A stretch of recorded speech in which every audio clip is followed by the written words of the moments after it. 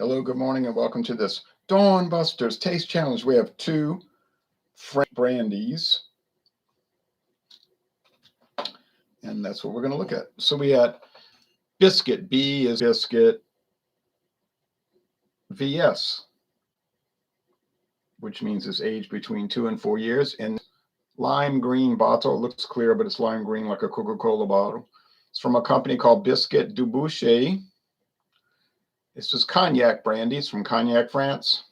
It's the 3-star, as they call it in England, 3-star brandy. The rest of the world will say VS. Very special, but it's really like very standard. You know what I mean? It's the base model of brandy.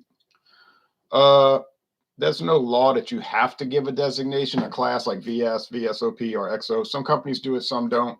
Sort of like up to you.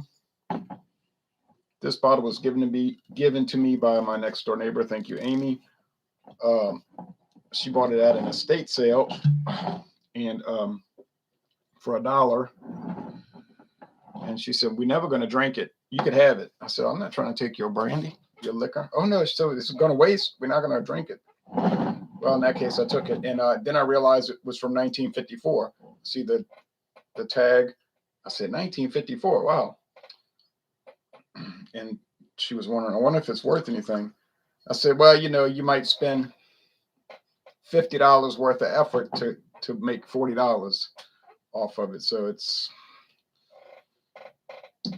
it worth anything? Well, that's why you got it for $1 at an estate sale.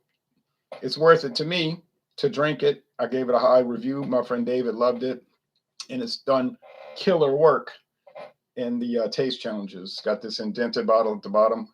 It's just been knocking them cold and black and gold. There's a new bottle design today, totally different from that classic design. Now here's the competitor foil cap. I bought this at Savannah discount, and I paid $20.99. The normal price for this is about $30. The normal price for the Bisquit VS is about $30. There is no other level of Brandy Sainte Louise at this time. It's just Brandy Sainte Louise, no designation, no class. Just say French brandy. Bisquit, $30 for the VS, $60 for the VSOP, and $210 for the XO. So it's a pricey product. Now this Brandy Sainte Louise has that particle board, press board, or cork. It's real cork, but it's pressed together. It's not a hunk of cork. This product was introduced in 2018, so it's only 3 years old at the time of this recording, and it's imported by Ricou Spirits of Dallas, Texas. It's produced in France under contract for Ricou Spirits. So Ricou does not have their own distilleries in France. They do not have their own distilleries, and she's kind of like defensive. It's a woman owner. She's defensive about it, like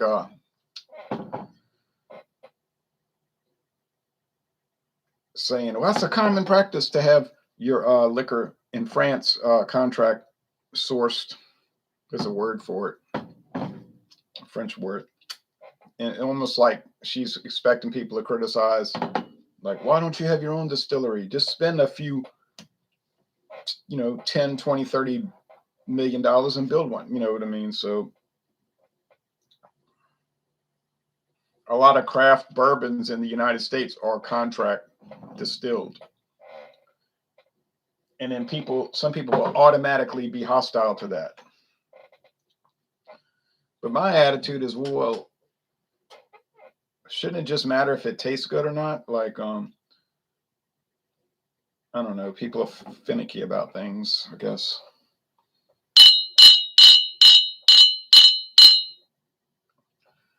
Well, you can see that the VS, the Bisquit, is darker. It's like a deep copper, and the Brandy Sainte Louise is just copper.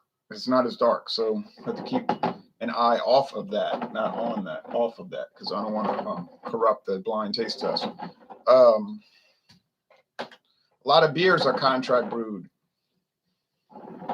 Some are good, some are okay, and some are bad. Most of them are good. A few of them are, so-so, and then a very small amount, tiny amount is horrible. a lot of craft beers are contract brewed, not necessarily by craft breweries. That was the old scandal back in the 1990s about Samuel Adams, Boston Lager, and other beers. They were, the commercials on television made you think it was produced at some little family-run brewery in Boston, like by hand, quaint little operation. And if you went on tours there, that's what you kind of got the picture of. But then it was exposed like, yeah, but 99% of your product comes from Miller Brewing and other breweries in Cincinnati and in Milwaukee. They would never discuss it. The Boston Beer Company wouldn't even address it. They would just like act like they didn't hear you were saying it. Then later they expanded and bought a lot of the little breweries. Bringsville, Pennsylvania, the old Schaefer Brewery. They bought one in they got the Boston, but that's so tiny. Can't do the volume. I think they bought one in Cincinnati, Ohio. That was Shinling Brewery that used to do their brewing for them. But that kind of thing, so it's like, oh, I'm so offended. It's a known fact that Brooklyn beers, which they make great beers, Brooklyn brewery beers are contract brewed almost 99% at FX Matt Brewery in Utica, New York, famous for Utica Club Light, UC Light, ordinary products. The Saranac so-called craft style line, I guess it's craft style beer line. FX Matt is a regional brewery, much like Dixie used to be in New Orleans, or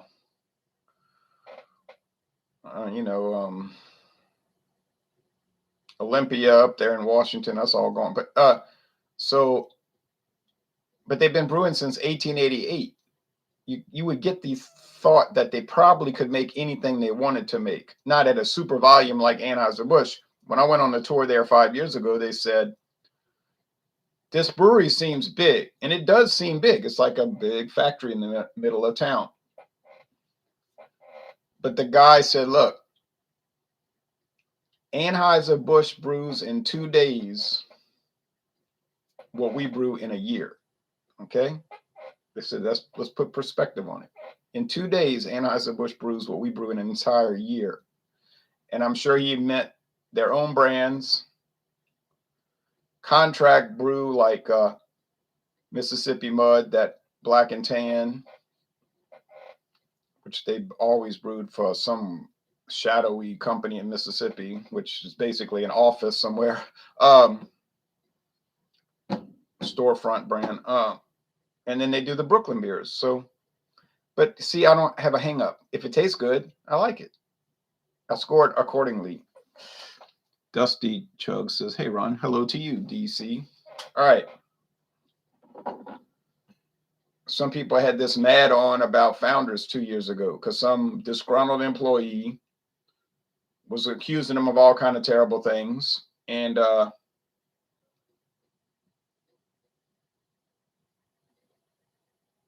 so every, street corner liberal in the world was running behind this character to defend him against the evil Founders. And then they were like, their beer's not that good anyway, and all of this. I'm like, oh, yeah. Used to be Dusty the Chugster. Oh, okay. And so this big, everybody was lining up to virtue signal, look at me, I'm as good as you. I'm probably better than you. And I didn't buy into it. I was like, I don't fall for these pranks. And so then, of course, after the whole struggle session, then what's the guy do? He signs a settlement with the company and cashes out, which was the goal all along. Obviously, a child could figure that out, or at least an educated child or a young adult. But these people fell for it. So I was like, do y'all fall for every scam that comes along, or just most of the scams that come along?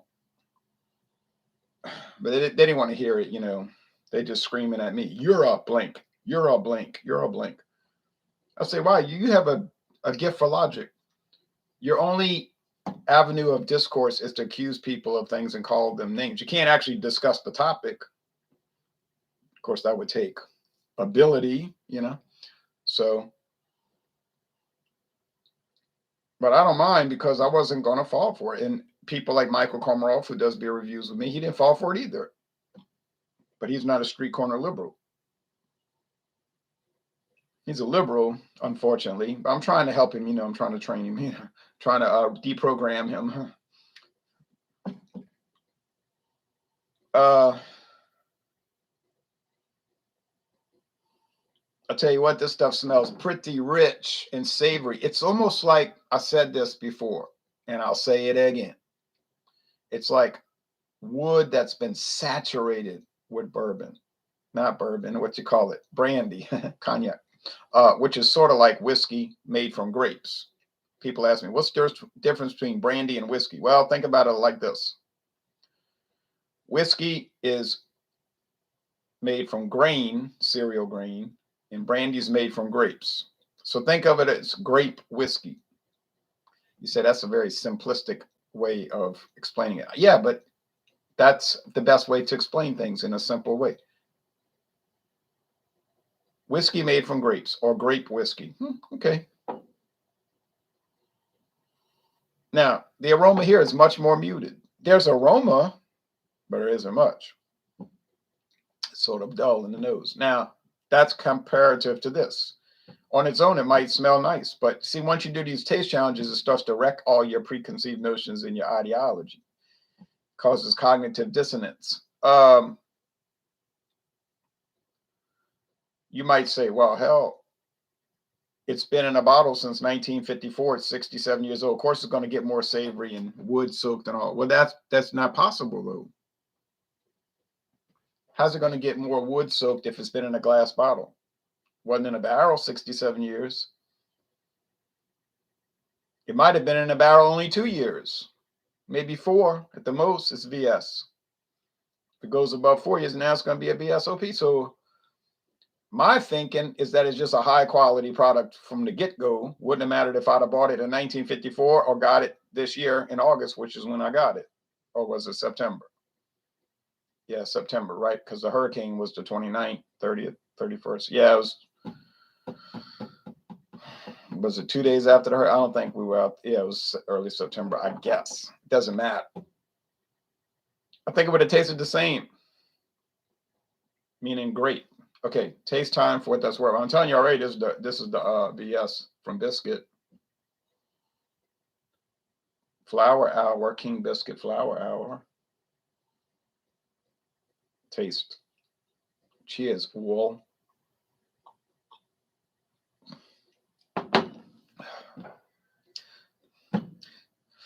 I mean, it's a joke. It's not even worth. It's the biscuit. Okay, I'm not even gonna try the other one. It's the biscuit. It's so clearly wood oriented. It's heavy, heavy, heavy, heavy wood. I never tried anything so heavy wood. There's tannins, tea leaves. It's a rich flavor. It's an intense flavor. It's a bold flavor. And if you want to be more technical, it's a very strong flavor. Some people might think it's too strong. Oh, that stuff's so strong. But it's not hot. It's not burny. It's not nasty in any way. But you get the full 80 proof. It's not a mild product in any way. Like, you would not drink this and say, oh, it's so demure. It's so reserved. No, but it's not bitey. See, I'm trying to explain it in a sensible way. It's brash, it's strong, it's intense, but it's not bitey. It's not harsh.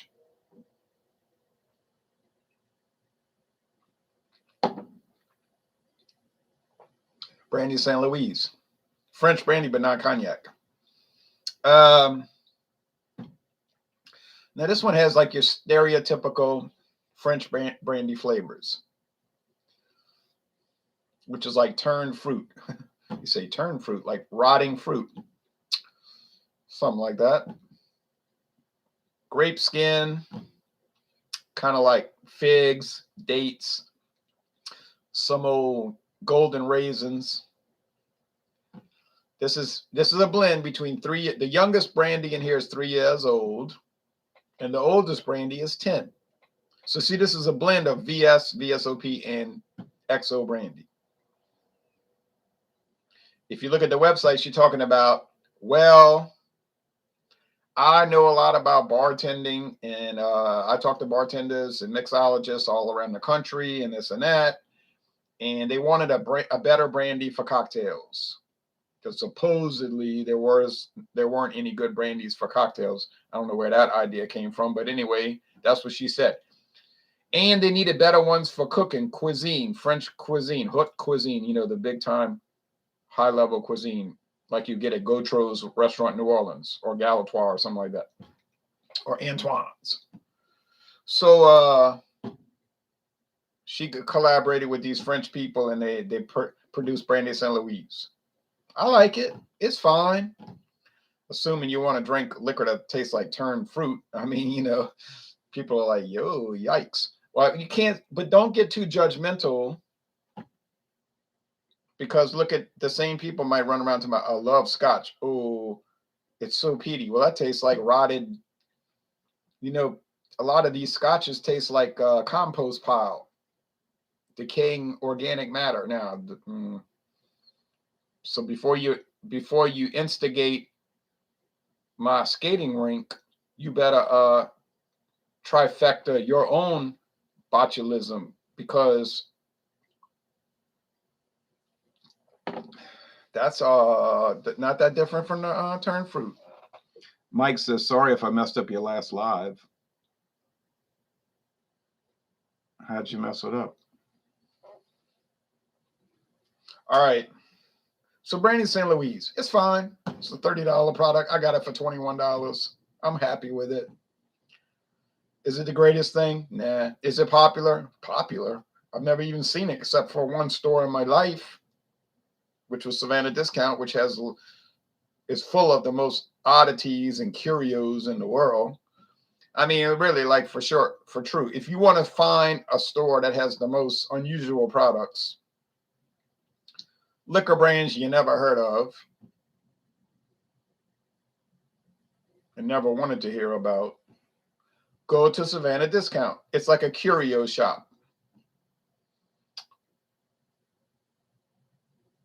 And the second one, there's two others that are not quite as curious as that one, but they have Discount Depot. You'll find some oddities there. He retracted the message. Too late, baby. Now it's too late.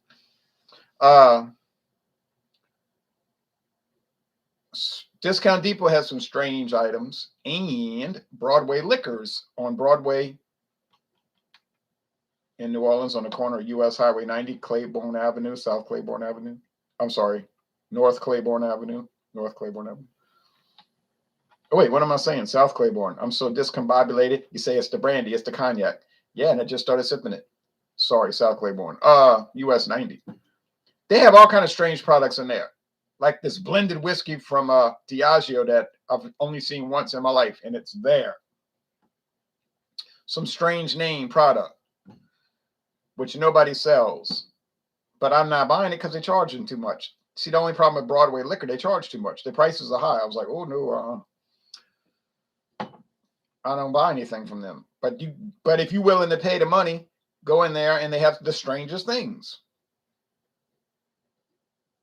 The world of off-brands.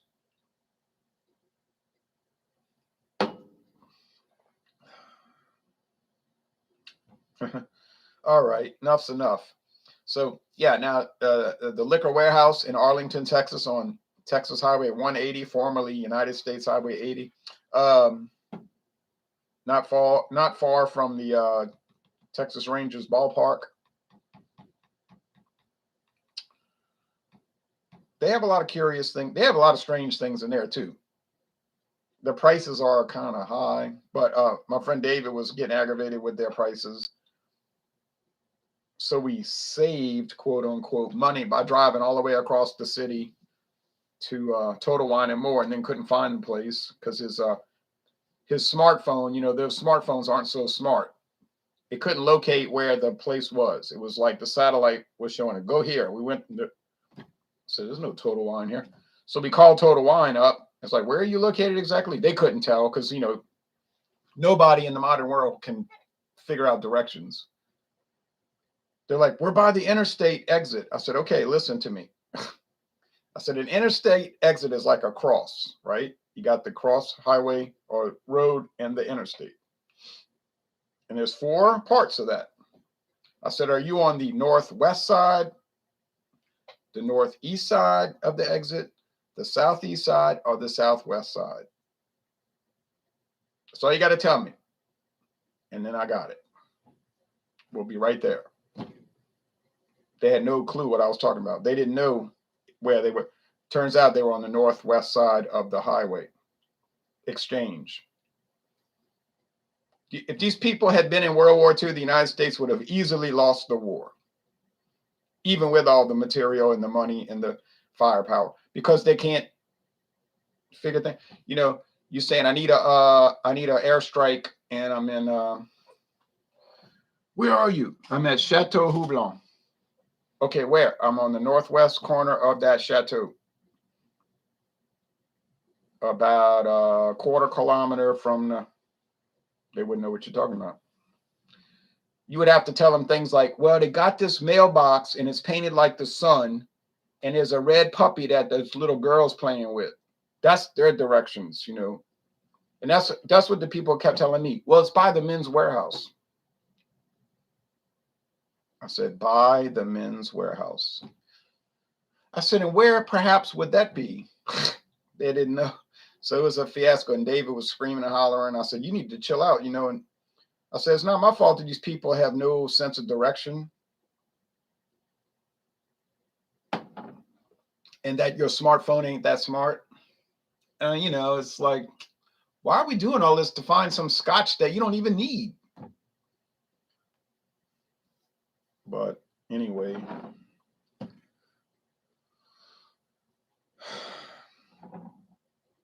oddly enough, I can always find everything, and I don't use the smartphone technology. I just look at a road map.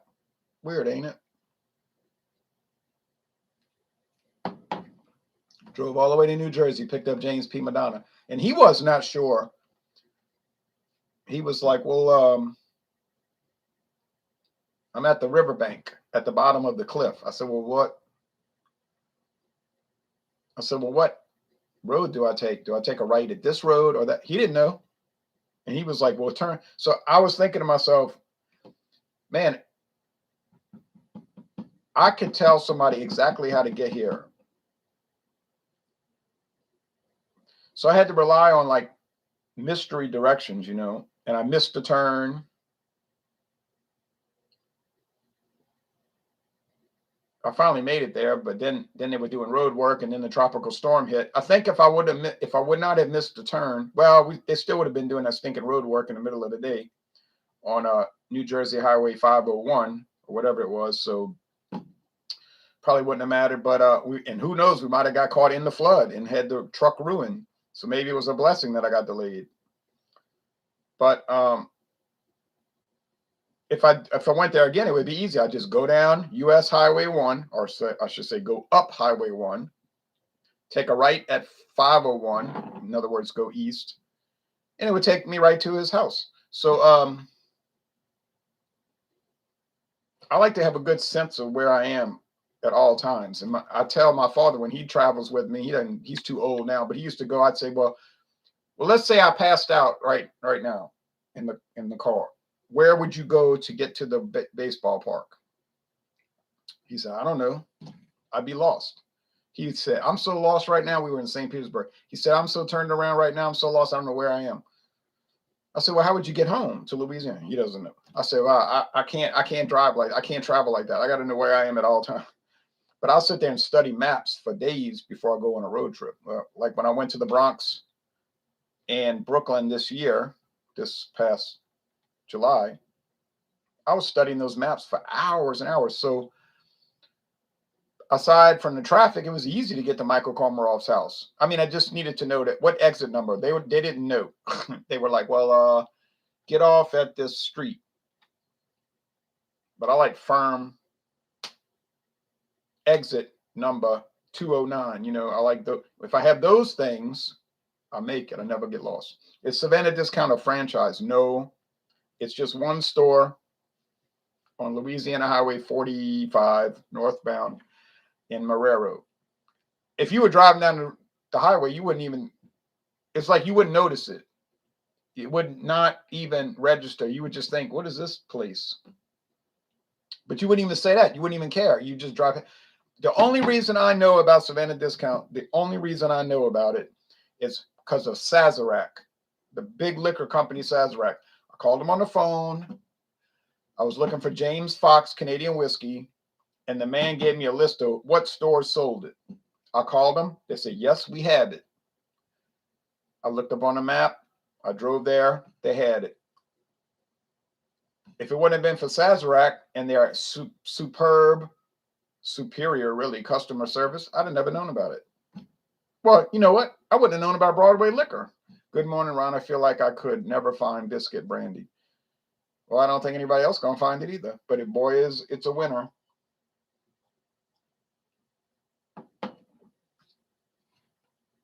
My grandmother likes saving money, quote unquote, by driving all across town for slightly cheaper gas. I know people like that.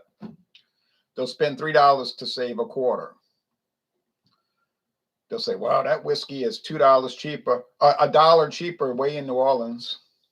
So they'll drive and spend like $4 worth of gas. And then they'll stop other places and buy other. But, you know, same old thing. I think we're all guilty of that sometimes. All right, here we go. B for Bisquit. Easily. Is Bisquit the best brandy I've ever had? Can't say that really, because I've got no way aside from a repurchase, which ain't gonna happen. I would have to do a blind taste test versus Hennessy VSOP and Hennessy Black. I don't know if it would be Hennessy Black or Hennessy VSOP, but it could probably it could probably challenge them. It could challenge them. Are any of the other brandies gonna win against Bisquit? No way. It's not possible. Cannot happen. It will not happen. It's an impossibility. A thing like that cannot happen. Bisquit is going to kill. I'm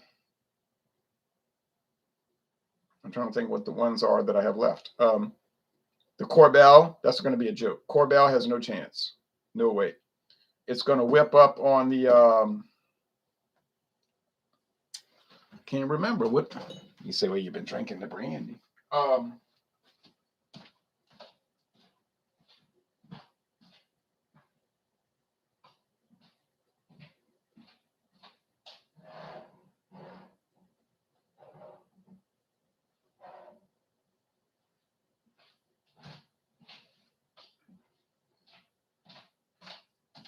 Oh, yeah, I remember now.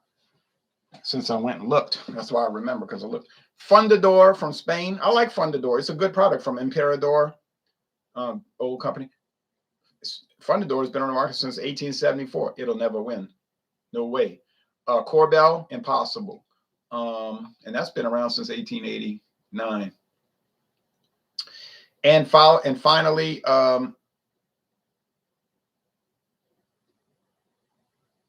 the last one, which I forget about already.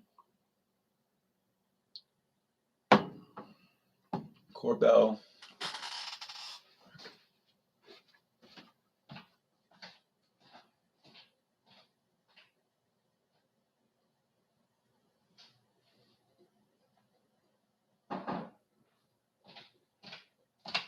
Oh yeah, Delacour. Well, that's kind of forgettable because Delacour is fine. It's just sort of ordinary, you know. It's just like a basic happy hour brandy that you see in New Orleans. Now, for some reason, it's all over New Orleans for happy hour.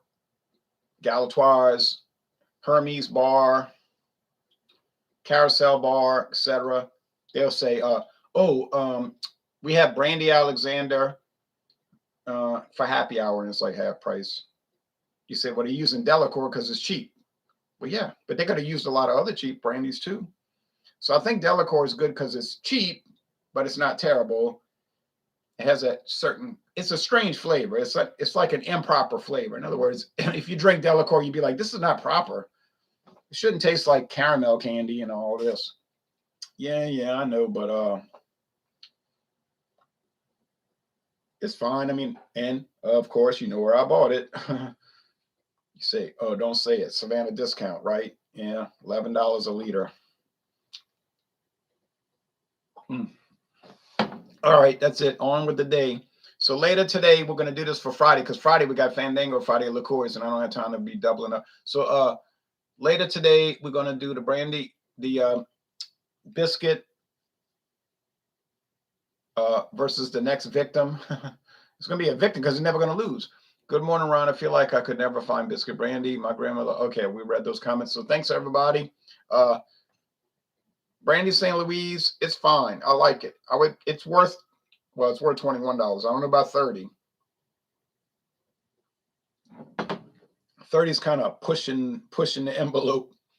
But biscuit, oh, it's easily worth $30. Easily. It's better than Hennessy.